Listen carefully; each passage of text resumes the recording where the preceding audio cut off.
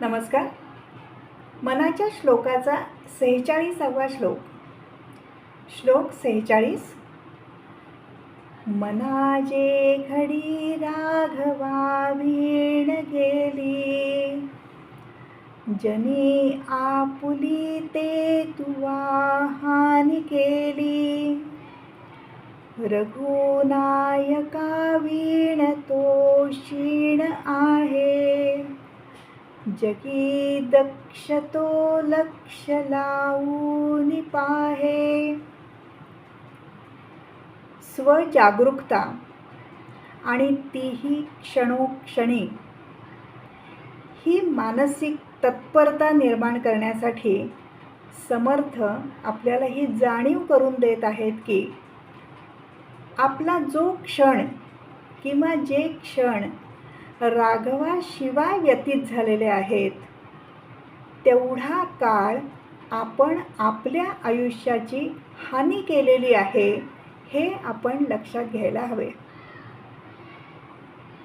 आता असे का? कारण सत्य स्वरूप जाणण्यासाठी, सत्याच्या जवळ जाण्याच्या उद्देशानेच आपण या पृथ्वीवरती जन्म घेतलेला आहे.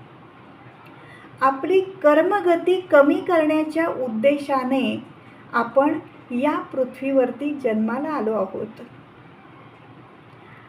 आणि याचाच आपल्याला मुळात विसर पडतो आणि या मायारूपी जगतामध्ये आपण हरवत जातो. करायचे होते एक आणि मागे लागलो भलत्याच कशाच्या तरी, अशी काहीशी आपली अवस्था होऊन बसते. समर्थ म्हणतात, आयुष्यात असा कितीतरी काळ हा आपण वाया घालवत असतो.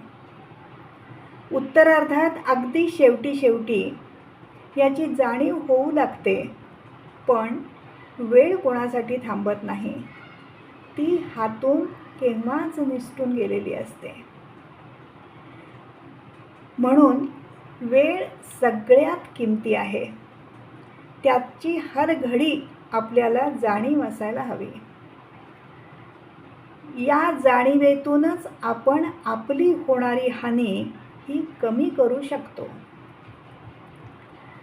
ज्या ज्या गोष्टीमध्ये तथ्य नाही, राम नाही, त्या गोष्टी आपल्याला क्षीण आणणाऱ्या, थकवा आणणाऱ्या आहेत, आपली दमछाक करणाऱ्या आहेत, याचं योग्य भान आपल्याला असायला हवं.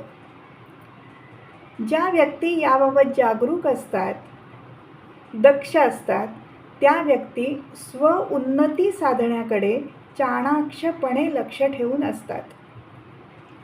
अशा व्यक्ती आपला वेळ विनाकारण कधीही दौडू देत नाहीत. ते स्वतःची जीवनरूपी नौका योग्य पद्धतीने किनाऱ्याला लावण्याच्या मागे राहतात. धन्यवाद.